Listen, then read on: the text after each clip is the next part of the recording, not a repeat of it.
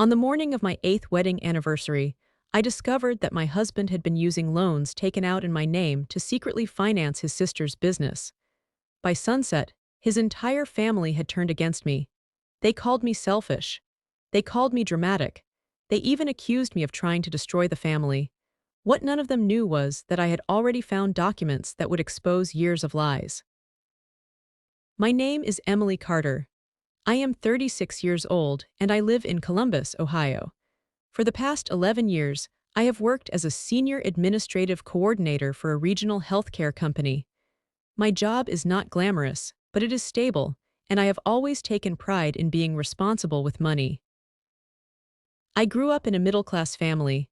My father, Richard Carter, worked as a high school history teacher for more than 30 years. My mother, Susan Carter, was a librarian. They taught me that honesty mattered more than appearances, and that financial independence was one of the most important forms of security a woman could have. At 27, I met the man who would later become my husband. His name was Daniel Walker. Daniel was charming, confident, and easy to talk to. He worked as a sales manager for a construction supply company. He had a quick smile and a calm voice that made people trust him almost immediately. Looking back now, I realized that one of Daniel's greatest talents was making people believe exactly what they wanted to believe. When we met, I believed I had found a dependable partner. For several years, that belief seemed true. We dated for 3 years before getting married. Our wedding was simple but beautiful. We were surrounded by family and friends, and I remember feeling completely certain about the future. Daniel came from a close-knit family. His mother, Linda Walker, had spent most of her life as a homemaker. His father, George Walker, was a retired mechanic. Daniel also had a younger sister named Rebecca Walker. Rebecca was 3 years younger than Daniel and always seemed to be the center of attention in the family. She was energetic, ambitious, and constantly jumping from one business idea to another. Some years she wanted to open a bakery. Other years she wanted to start a clothing boutique. Then she wanted to become an event planner. Every idea was introduced with enormous excitement and endless promises. Unfortunately, most of those ideas failed. Whenever a business collapsed, someone else ended up paying the price. Usually, that someone was Daniel. At first, I admired his loyalty toward his sister. Family should support each other. At least that was what I believed. What I did not understand was that support and financial dependency are two very different things. During the first few years of our marriage, life was relatively peaceful. We bought a modest house in a quiet neighborhood. We took short vacations. We saved money regularly. We talked about having children one day. Like every couple, we faced occasional disagreements, but nothing seemed unusual. If someone had told me then that my marriage would eventually collapse because of hidden debt, I would have laughed. Daniel handled many of our financial matters, not because I was incapable, but because he enjoyed doing it. He often said that numbers interested him more than they interested me. For years, I trusted him completely. That trust would become my biggest mistake. The first warning sign appeared about 2 years before our 8th wedding anniversary. One evening, I noticed Daniel sitting alone in the living room staring at his phone. His expression looked tense. When I asked what was wrong, he immediately locked the screen. "Nothing," he said, "just work." The answer seemed reasonable. Sales jobs can be stressful. I did not think much about it. But similar moments started happening more often. Phone calls would suddenly end when I entered the room. Messages would be deleted. Conversations would stop. Whenever I asked questions, Daniel always had an explanation. And because I trusted him, I accepted those explanations. At the same time, Rebecca suddenly seemed to be doing unusually well financially. She announced that she was launching a new business specializing in luxury event decorations. Unlike her previous ventures, this one appeared surprisingly successful almost immediately. She rented office space. She hired employees. She purchased equipment. She began posting photographs online showing expensive projects and impressive events. Everyone in the family celebrated her success. Everyone except me. Not because I disliked Rebecca, because something felt wrong. I could not understand where the money had come from. Rebecca had no major investors. She had no wealthy spouse. She had no significant savings. Yet somehow she had enough money to build an entire business almost overnight. Whenever I asked questions, people became defensive. "She is finally succeeding," Daniel would say. "Can't you just be happy for her?"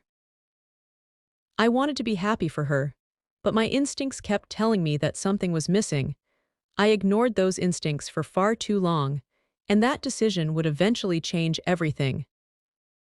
For a long time, I convinced myself that I was imagining things. After all, Daniel had never given me a reason to doubt him before. We had spent years building a life together. We shared a home, responsibilities, and plans for the future. Trust had become such a normal part of our marriage that questioning him felt almost unfair. Still, the feeling would not go away. About 18 months before our 8th anniversary, small financial irregularities began appearing. The first one seemed insignificant. I received a notification from my bank regarding a credit inquiry. Normally, I would not have paid much attention to it, but I did not remember applying for any credit. When I mentioned it to Daniel, he immediately answered that it was probably one of those promotional checks from the bank, and that financial institutions often ran inquiries automatically. His explanation sounded reasonable, so I accepted it and moved on. A few months later, another inquiry appeared, then another. Again, Daniel had explanations for everything. By that point, I was busy with work because our company was going through a major restructuring, and I was often staying late at the office. I wanted to believe my husband, so I did. One Saturday afternoon, Daniel and I attended a family barbecue at his parents' house. Rebecca was there along with several employees from her event business. Everyone was talking about her recent success. Her company had apparently secured several large contracts, and as people congratulated her, I quietly observed the conversation. Something felt different. Rebecca had always been enthusiastic, but now she carried herself with a level of confidence I had never seen before. She spoke about expansion plans, equipment purchases, new employees, and future growth. The numbers she casually mentioned were surprisingly large, far larger than what I expected from a relatively new business. At one point, I asked a simple question about whether she had found investors. The conversation became awkward almost immediately. Rebecca smiled and simply replied that a few people believed in her. Before I could ask anything else, Daniel quickly changed the subject. I noticed the exchange, and so did Rebecca. For a brief moment, our eyes met before she looked away. That was the first time I felt certain that something was being hidden from me. Weeks passed and life continued, but then one evening while paying household bills, I noticed something strange. The balance on one of our joint accounts was lower than expected. Not dramatically lower, but enough to catch my attention. I reviewed recent transactions and discovered several transfers made over the previous months. Some were only a few $100s, while others exceeded $2,000. The destination account was unfamiliar. When Daniel arrived home, I showed him the statement and asked about it. He casually explained that he had loaned Rebecca some money temporarily because she needed help covering business expenses. I stared at him in disbelief and asked why he had transferred thousands of dollars without even mentioning it to me. He shrugged and said that she had already paid most of it back. I was annoyed but not alarmed. Families help each other. What bothered me was not the money itself, but the fact that he had chosen not to tell me. Daniel apologized, and eventually I accepted the apology, but another seed of doubt had been planted. Over the following months, I became more attentive. Not suspicious, just attentive. The more attention I paid, the more inconsistencies I noticed. Daniel was suddenly working late more often. He frequently met Rebecca to discuss her business. Financial conversations seemed to stop whenever I entered a room. When I asked direct questions, answers became vague. Then came the incident that changed everything. 6 months before our anniversary, I received a letter in the mail. At first glance, it looked like routine banking correspondence and I almost threw it away. Fortunately, I opened it. Inside was a statement regarding a loan account. My loan account, at least according to the document. I stared at the paper in confusion because I had never applied for such a loan. The account showed a substantial balance. My hands began to shake. I checked the name, the address, and every detail on the page. Everything belonged to me. I immediately called the bank. After verifying my identity, the representative confirmed that the loan existed and that it had been approved nearly a year earlier. I felt sick. There had to be some misunderstanding. That evening, I waited for Daniel to come home. The moment he walked through the door, I placed the statement on the kitchen table and asked him what it was. For the first time in our marriage, I saw genuine panic flash across his face. It lasted only a second before disappearing. He picked up the paper, looked at it, and quietly said, "Oh." That single word made my stomach drop because it was not the reaction of someone seeing the document for the first time. It was the reaction of someone who already knew exactly what it was. I asked him why there was a loan in my name. He sat down heavily and remained silent for several moments before rubbing his face. Finally, he said, "I was going to tell you." Every person who has ever been lied to knows those words. They are usually spoken by someone who never intended to tell the truth at all. My heart pounded as I asked him what exactly he was supposed to tell me. He took a deep breath and replied that Rebecca needed help. I remember staring at him and wondering whether I had heard correctly. Rebecca needed help, not that we had needed help, not that there had been an emergency, not that we had discussed a family decision together. Simply that Rebecca needed help, and somehow there was now a loan carrying my name. That was the moment I realized the problem was much bigger than I had imagined. What I did not know yet was how deep the deception actually went, and I certainly did not know that the documents hidden inside Daniel's home office would soon expose years of secrets. That night, I barely slept. Daniel's confession kept replaying in my mind. Rebecca needed help. The words sounded almost ridiculous now. People do not secretly take out loans in someone else's name because a relative needs help. There are legal ways to support family members and honest ways to assist them. What Daniel had done felt very different. The next morning, he acted as though the conversation was over. I quickly realized that he expected me to accept his explanation and move on with my life. Instead, I began paying attention. For the first time in years, I stopped relying on Daniel to explain our finances. I started checking everything myself. Every account, every statement, every piece of mail, and every financial document I could find. At first, I did not tell him what I was doing because I wanted facts before starting another argument. 3 days later, I contacted the bank again and requested copies of the original loan paperwork. The representative informed me that obtaining the documents would take several business days. I agreed and waited. Meanwhile, Daniel became unusually attentive. He brought home flowers, offered to cook dinner, and suggested weekend trips together. To an outside observer, his behavior might have seemed loving. To me, it felt like damage control. Every act of kindness now carried a question. Was he being thoughtful, or was he afraid? A week later, the documents arrived. I opened the envelope while sitting alone at my kitchen table. Within seconds, I felt my pulse racing. The loan application contained my information, my address, my employment details, and my income. Everything appeared accurate except for one thing, the signature. It was supposed to be mine, but it was not.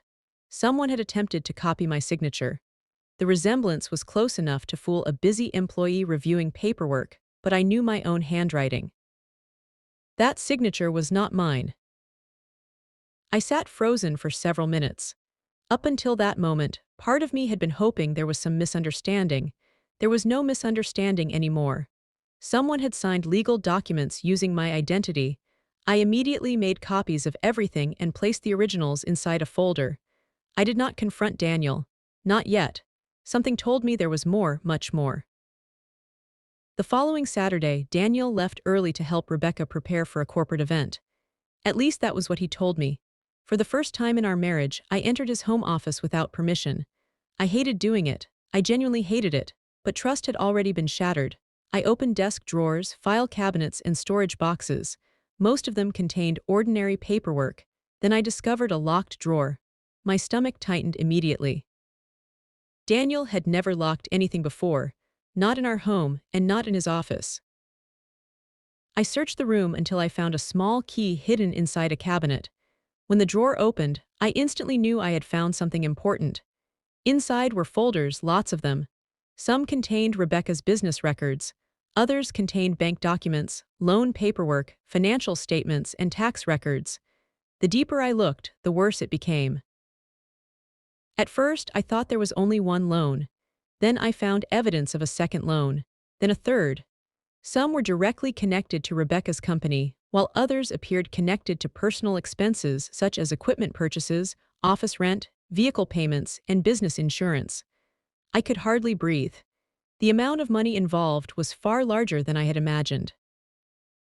Over the next 2 hours, I carefully photographed every document, every page, every account number, every signature, and every transaction.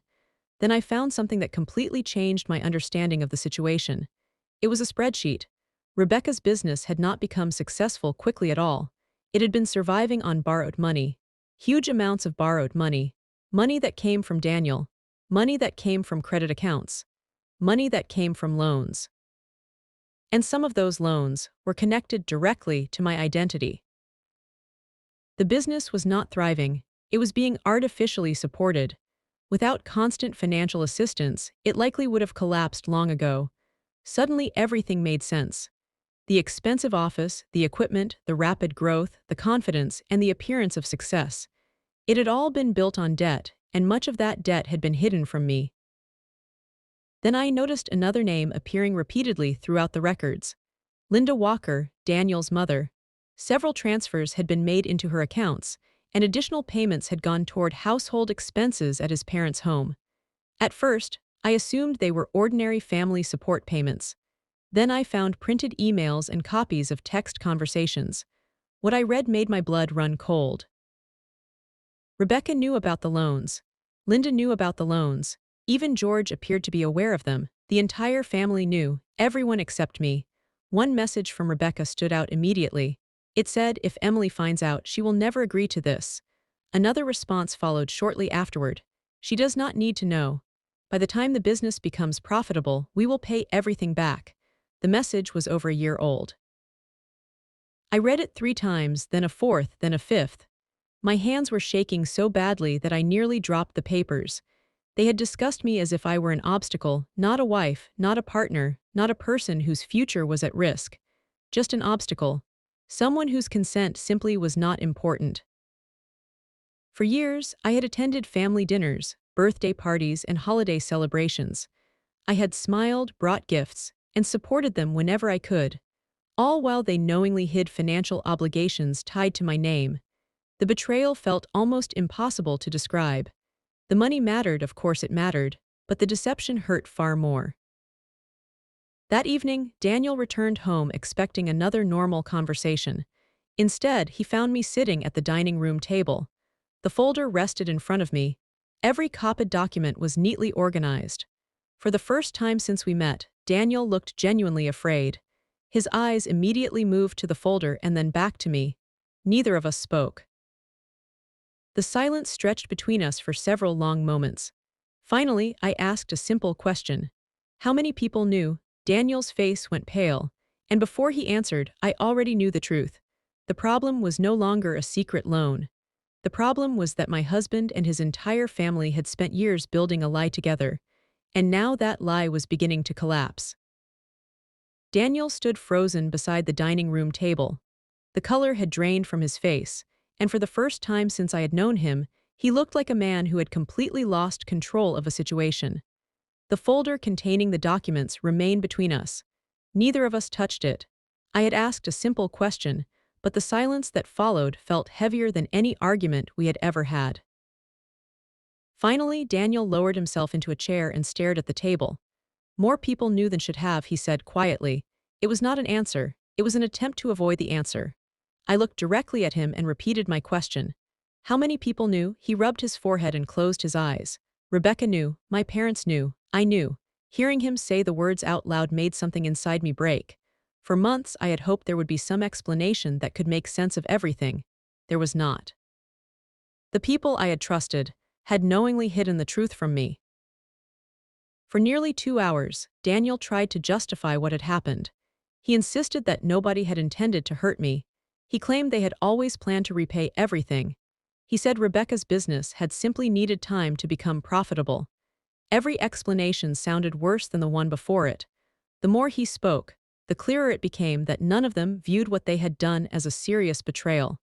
They viewed it as a temporary solution to a financial problem. They had convinced themselves that because they intended to repay the money eventually, my consent did not matter. I listened without interrupting until he finally stopped talking. Then I asked him a question he could not answer. If you believed this was acceptable, why did you hide it from me? The room fell silent again. Daniel looked away. That silence told me everything I needed to know. The following morning, I received a phone call from Rebecca. Somehow she already knew that I had discovered the documents. Her voice sounded nervous but controlled. She asked if we could meet and talk privately. Part of me wanted to refuse immediately, but another part wanted to hear what she had to say. We agreed to meet at a coffee shop later that afternoon. When I arrived, Rebecca was already waiting. She looked tired, as though she had barely slept. For a few moments neither of us spoke. Then she started explaining. She told me how difficult it had been to keep the business alive during the early years. She described mounting expenses, failed contracts, and constant financial pressure. She talked about employees who depended on her and clients who expected results. The entire conversation focused on her problems. Not once did she acknowledge what had happened to me. Eventually, I interrupted her and asked a simple question. Did you know loans were being taken out in my name? Rebecca looked down at the table. That single reaction was all the answer I needed. She admitted that she knew. She claimed she had not been involved in the paperwork itself, but she knew where the money was coming from. She knew my name was attached to financial obligations I had never approved. She knew and said nothing. When I asked why, she gave the same answer Daniel had given. She believed the loans would be repaid before I ever found out. Hearing those words made me realize how little respect they had for me. They had not trusted me enough to tell me the truth. They had simply decided that I did not deserve a choice. By the time the meeting ended, I no longer felt confused. I felt angry. 2 days later, Daniel's mother called. Linda asked if we could all meet at her house and discuss the situation as a family. At first, I refused. Then I reconsidered. If everyone involved wanted a conversation, I wanted it too. I wanted every person who had participated in the deception sitting in the same room. The meeting was scheduled for Sunday afternoon. As I drove to the house, I felt a mixture of anger and disbelief. I had spent years treating these people like family.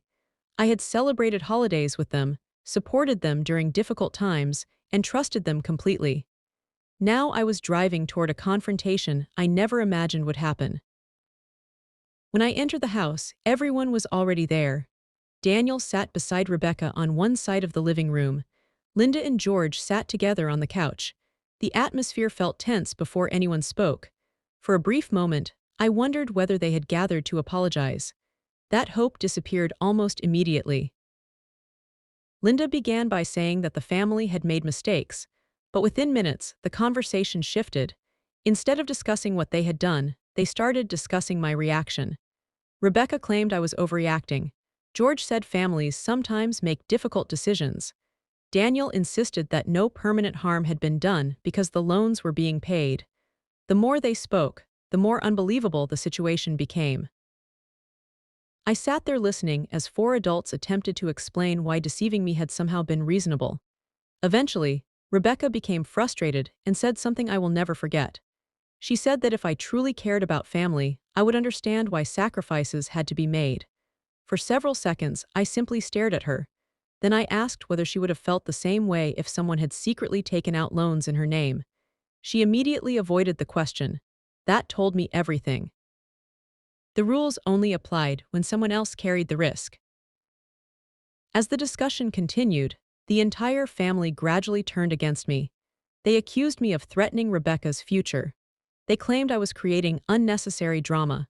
They suggested that I was focusing too much on paperwork instead of relationships.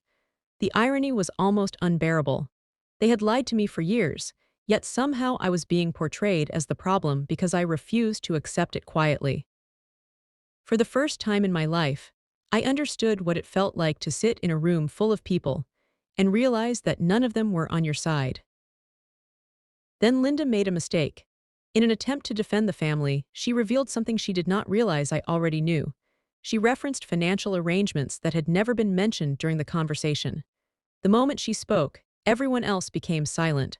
I immediately recognized the information from documents I had copied out of Daniel's office. Without saying a word, I opened my folder and removed several pages. One by one, I placed them on the coffee table. Rebecca's expression changed instantly. Daniel looked down. George stopped talking. Linda's face turned pale. For the first time that afternoon, nobody had an argument. The documents showed transfers, account records, communications, and timelines. They showed exactly who knew what and when they knew it.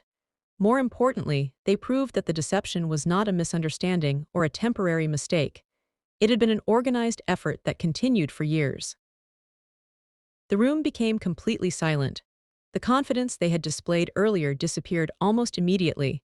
Suddenly, nobody wanted to talk about family sacrifices anymore. Nobody wanted to discuss loyalty. The facts sitting on the table were impossible to ignore. I looked around the room and realized something important. None of them were sorry because of what they had done. They were sorry because they had been caught. And in that moment, I made a decision that would change the rest of my life. I left Daniel's parents' house with a strange sense of calm. Just a few hours earlier, I had been angry, confused, and emotionally exhausted. Now, for the first time since discovering the loans, I felt something different. Clarity. The documents had confirmed everything. The lies were real. The deception was intentional. And perhaps most importantly, none of them truly believed they had done anything wrong. During the drive home, I replayed the conversation over and over in my head. Not a single person had offered a sincere apology. Not one of them had accepted responsibility. Their primary concern was protecting Rebecca's business. My future, my financial security, and my trust had all come second. That night, Daniel attempted to talk. He followed me from room to room, insisting that we could fix everything if I would just give him time. He promised the loans would be paid. He promised Rebecca would cooperate. He promised things would be different moving forward. I listened quietly, but the words no longer had any effect on me. For years, I had trusted promises. Now I trusted facts. And the facts told a very different story. Before going to bed, I informed Daniel that I would be speaking with an attorney. The look on his face immediately changed. For the first time, he seemed to understand the seriousness of the situation. 3 days later, I sat inside the office of a family law attorney named Margaret Collins. She was a woman in her early 60s with decades of experience handling complex divorce and financial fraud cases. I brought every document I had collected: loan records, account statements, emails, text messages, spreadsheets, and photographs. Margaret spent nearly 2 hours reviewing everything. She asked detailed questions and took extensive notes. When she finally finished, she leaned back in her chair and looked directly at me. Her next words changed the course of my life. She told me that what had happened was far more serious than a simple marital disagreement. There were potential legal issues involving identity misuse, unauthorized financial obligations, and fraudulent documentation. She advised me to immediately separate my finances, protect my credit, and begin preparing for divorce. Walking out of that office was one of the most difficult moments of my life. Not because I doubted the decision, but because it made everything real.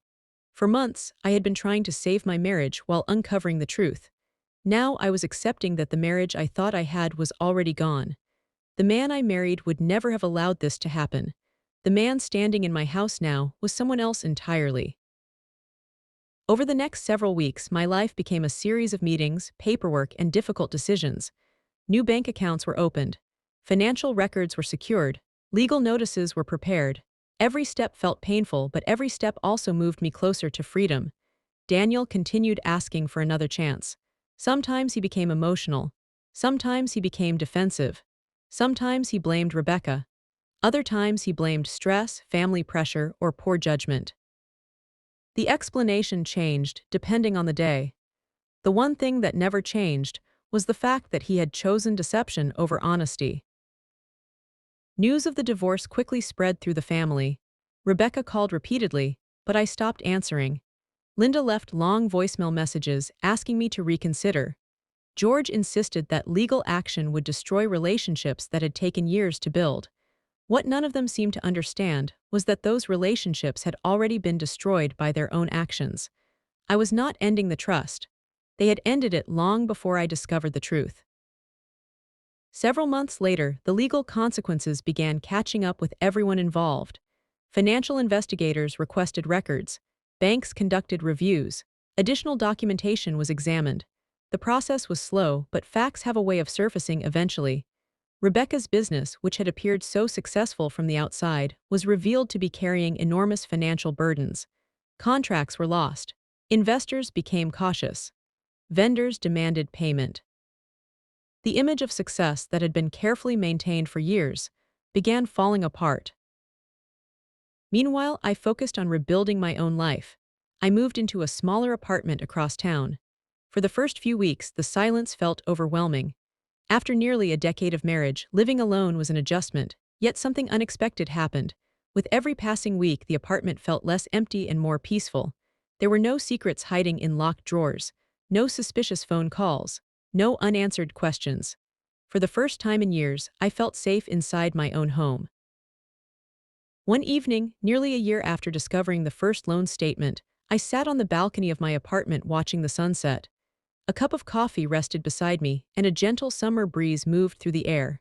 My phone buzzed with a message from a friend asking how I was doing. I looked around and realized that despite everything I had lost, I was genuinely happy. Not because life had become perfect. It had not. The divorce had been painful. The betrayal had left scars. The rebuilding process had taken time, but I had regained something far more valuable than the marriage I had lost. I had regained my self-respect. A few weeks later, the divorce was finalized. Standing outside the courthouse, I expected to feel sadness. Instead, I felt relief. The chapter was over. Daniel was no longer my responsibility. His choices were no longer my burden. Rebecca's problems were no longer mine to solve. The years of lies, manipulation, and hidden debt were finally behind me.